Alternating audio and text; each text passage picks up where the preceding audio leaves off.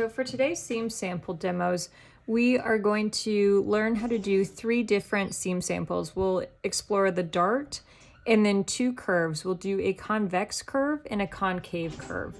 So some supplies I have handy today, I have my clear graph ruler, I have a mechanical pencil, scissors, I have a scrap of paper to pattern with, and then I have 5 4" by 8" rectangles. So you'll need 2 that are 2-ply and then 1 single. So we're going to go ahead and start out with the dart. The dart is most commonly used in place of a seam to give contour or shape to a garment. So if you're thinking about a women's button-down shirt or dress, any kind of like sheath style, they typically have a bust dart or a waist dart to give a little bit of contour and shape to the garment so it isn't so boxy and square. Like I said, a dart is one of the most common techniques used in garment construction to give shape, and it can be used opposed to a seam. So seams can give panels and that can give contour and shape to garments. Darts essentially do the same thing. So to create my dart in my seam sample, I'm just going to take 1 layer and I'm going to go ahead and mark a very clear and distinct dot on the fabric. Your muslin may be speckled from some of the cotton plant that it's made from, so go ahead and feel free to make it dark and pretty bold. I'm next going to take my clear graph ruler and I'm going to create dart legs, so essentially like a V shape using the dart, that dark dot as our dart point. So I'm going to go ahead, just kind of any kind of V will do all the way to the edge. And my dart is about halfway down my material. Okay, so what I'm going to do with this technique is these are the dart legs and this is the dart point. I'm going to fold the dart legs so that they match one another and so that they're lined up perfectly and that my edges also are touching. And then I'm going to insert a pin to hold it steady. Muslin is very transparent, so I can see directly through and kind of see this like opaque line that are forming my dart legs. The next is I'll come down and I'll find the dart point and I'm going to insert a pin perpendicular to the fold right at that dart point. So essentially I can see my dart line. I'm going to stitch, backstitch and stitch at the beginning and pivot all the way down towards a 0 point here, towards nothing. When I hit this point, I'm going to let my machine run off the edge. I am not going to backstitch. The reason I do not backstitch in a dart is because the dart point we really think of as like a vanishing point. It can be about like where the stomach kind of meets like the hip, so we want that area to be really smooth, or it could be the waist of a garment, so we want it to be really pretty svelte, or it could be a bust dart. And so sometimes the bust darts create like a little bit of a point. We don't want it to have any extra bulk from stitching. We want it to be relatively smooth. So we are going to tie a double overhand knot there to secure the end rather than back stitching. So I'm going to go ahead, turn on my machine, and I'm going to line up my seam sample so that my stitch line, the dart leg, will be directly in the path of the needle. So my seam sample won't be like perfectly lined up. I'm following the stitch line rather than the edge of my fabric. So I'll take out my pin, place the fabric underneath the presser foot, and then I can start to sew, and I'm going to stitch and back stitch. Once I've done that, I'm going to stitch all the way to this point and not back stitch.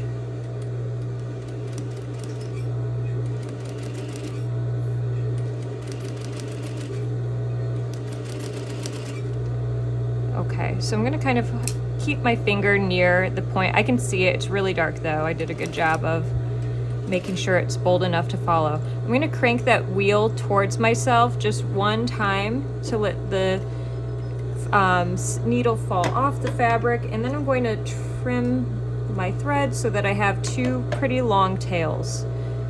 So now what I'm going to do is do a double overhand knot to secure this end.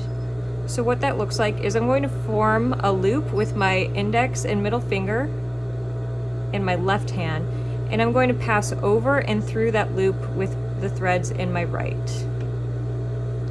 So I'm over and through, and now I'm using my index and middle finger here to control where that knot falls, so I can move it up or I can move it down towards the base of the cloth. So I'm going to kind of expand my fingers, moving that knot down to the base. I'm going to put my thumb over the knot, and then I'm going to pull with my right hand. And so now my knot is snug at the base of the fabric. So I'll do it again. I'm forming a loop with my left hand. I'm going to pass over and through with my right. I'm going to control where that knot falls, right, with my left index and middle fingers. So I'm going to get it towards the base of the cloth. You can spread the loop open and that'll seat the knot at the base. Put my thumb on it and I'm going to drag with my right. So I have a double overhand knot now. I'm going to go ahead and trim this down to 1/2 inch. When I open up my seam sample, it should look like this. So that dart has already given contour and shape. You can best view it like this. An excellent application would be to a skirt, or a trousers. You've very commonly seen darts in the waist of skirts and trousers. So this would be like where my waistband attaches. And this is where the fullness of the body of like the hip starts to take shape and take form, and the dart follows suit, right? Our clothes have to go around our bodies. So it could also be a bust dart, right? So if you think about this being part of a blouse, this would be the waist, and this is up shaping the bust. And so now we see that kind of fit taking place. Okay, so that is our first seam sample. That is the dart. It is one of the most common things you will ever see, and you will sew 1 million times. When you press this, you can press all of the dart fullness to either side, and the dart point should be completely flat. So it should sew flat here, and then you just pop it out, and it'll give a nice shape. Okay. So the next thing that we are going to do is we are going to sew 2 curves. I have some examples already sewn. So this is my convex curve, so it goes out, and this is my concave curve. I also have little pattern pieces accordingly, okay? So what we are going to do is create both of these pattern pieces from one piece of paper. So I have a scrap right here. You can take any kind of piece of paper, and I'm really just going to draw a singular curve on the paper. It doesn't have to be pretty, doesn't have to be perfect. Mine is by no means at all, but I'll go ahead and cut it out.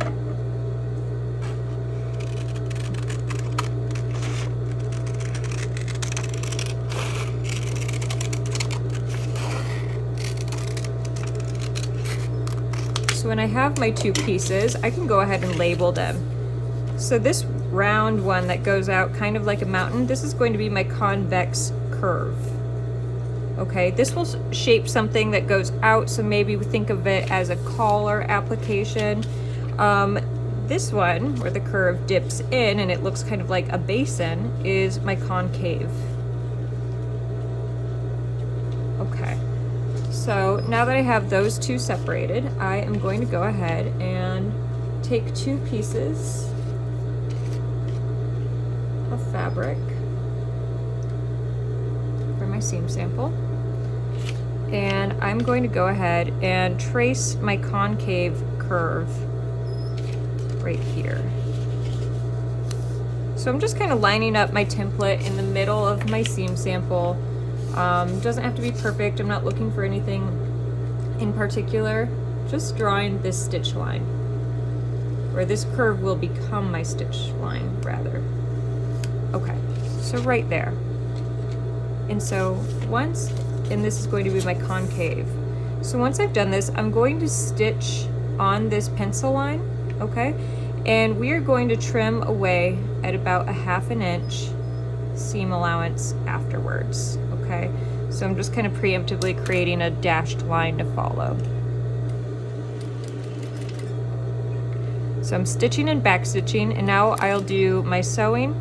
There will be a lot of pivoting And I only traced that line on one of the seam sample pieces, one of those 4" by 8" rectangles. So again, lots of pivoting, lots of slow sewing.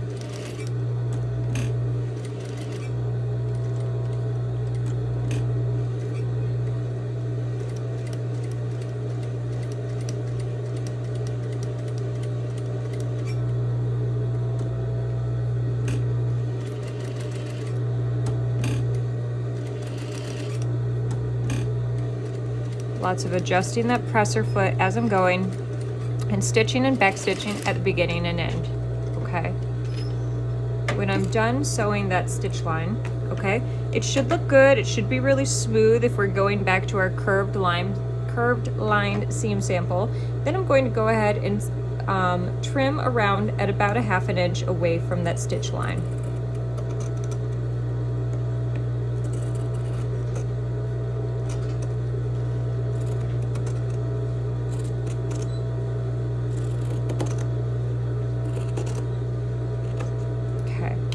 When I've done that, my concave curve is beginning to take shape. I'm going to go ahead and further trim by cutting out little triangles of the seam allowance.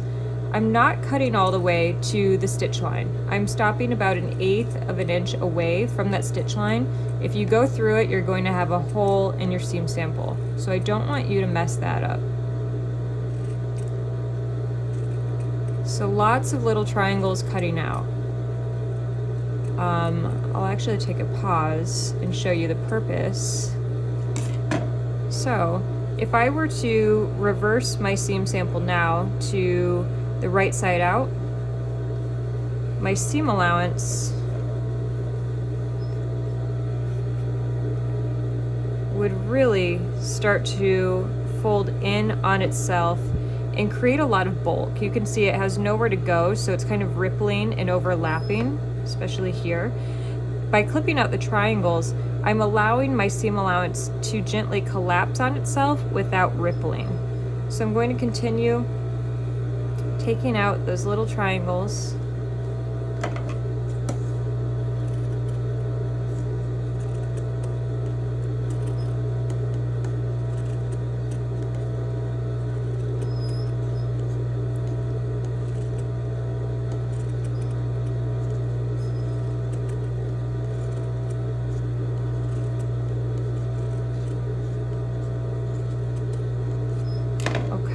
So when it looks something like this, kind of jagged edge, then it's ready to turn right side out. So if you've clipped enough, you shouldn't have any like flat edges. If you have some flat edges, it's just an indication that you need to go back and clip a little bit further, clip some more triangles into that seam. So when we take it to the iron, you'll want to really gently kind of finger press it first, really get into that curve and finger press the edge so that we are pressing right on the stitch line, okay? But when all is done, it should lay really flat and look just like this. So this will be my concave curve, okay? Moving on, I'm going to take my next piece, which is the convex curve. So I'm going to lay out 2 of my pieces of 4" by 8" rectangles, and I'm going to repeat the process, but this time using my convex pattern. So this one goes out. Okay, so just that curve. And now I'm going to go ahead and sew it, stitching at the beginning and end of the stitch line.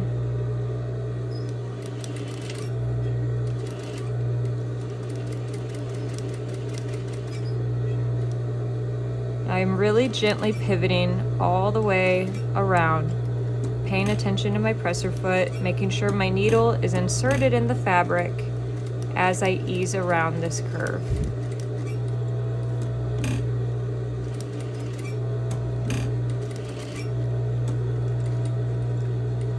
Okay.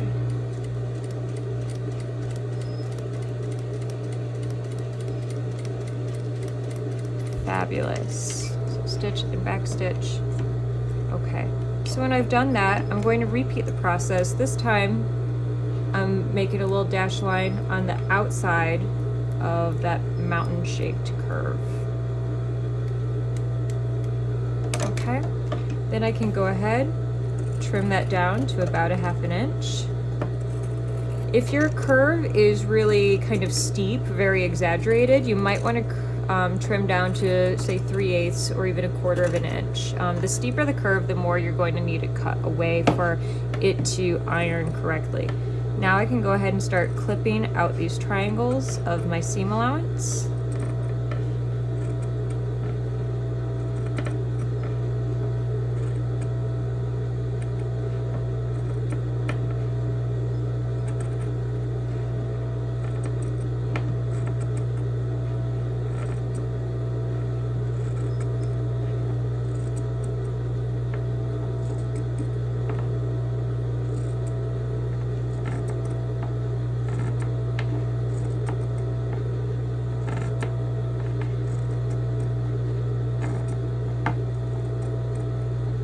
Just like so. All right, when I've done that, now I'm ready to flip it to the right side again.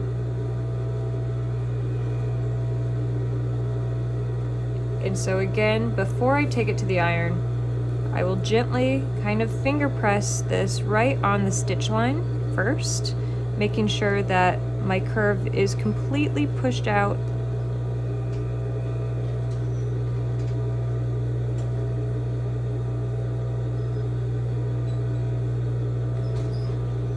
Just like so. And then I'm ready to press an iron, okay? Again, if you have any little points, it might be an indication that you need to cut more or it's not pressed all the way to the stitch line. There we go. Okay, so just like so. And now I'm ready to take that to the iron. Again, when it's completely rounded, it should look like this. Threads everywhere, but I should have a really nice smooth curve right on that stitch line. Okay, so those are my 3 seam samples. I have the Convex, which is here, the Concave, and the Dart.